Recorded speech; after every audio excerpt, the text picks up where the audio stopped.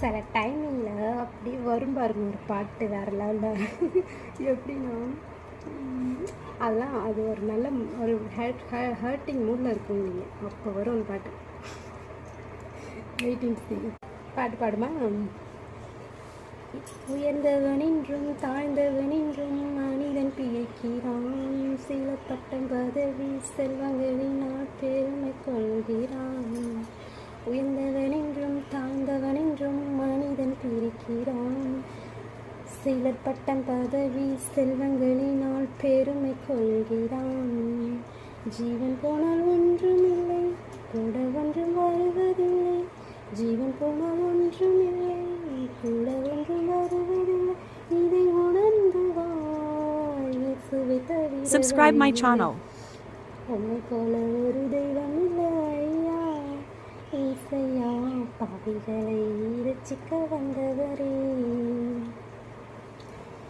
எப்பேற்பட்ட பாவியையும் மன்னிக்கும் தேவனிவர், பாவங்களை பாராமலே நேசிக்கும் தேவனிவர். ஆக்சுவலி நீ தான் உயர்ந்தவன் தாழ்ந்தவன் அப்படின்ட்டு ஸ்க்ரீன் போடலாம். அதுக்கப்புறம் படிச்சுட்டாங்கன்னா அப்படியே பெருமையாக பேசிக்க வேண்டியது. நான் டிகிரிக்கு மேலே டிகிரி படிச்சிருக்கேன், எதுக்கு இந்த சீன், ஒன்ட்ட உயிர் போச்சுன்னா ஒன்றுமே கிடையாது அப்படின்றது இந்த பாட்டு உணர்த்துது. இந்த லிரிக்ஸ், அதாவது பாஸ்டர் எல். லூகாஸ் சேகர் வழங்கும் எழுப்புதல் பாடல்கள், பாடல் நம்பர் 24.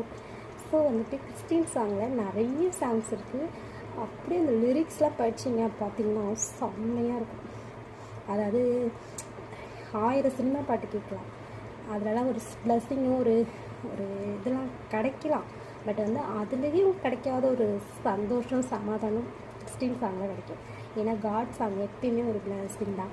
அதில் உள்ள வேர்ட்ஸ், லிரிக்ஸு, இன்ஸ்ட்ருமெண்டல் எல்லாமே ஒரு பிளஸ்ஸிங். அப்படியே நமக்குள்ள ஒரு சந்தோஷம் கிடைக்கும். எனக்கும் எப்பயுமே லூகாஸ் பாட்டு ரொம்ப பிடிக்கும். அதில் உள்ள எல்லாமே அமேசிங்காக இருக்கும். ஓகே, பாய்.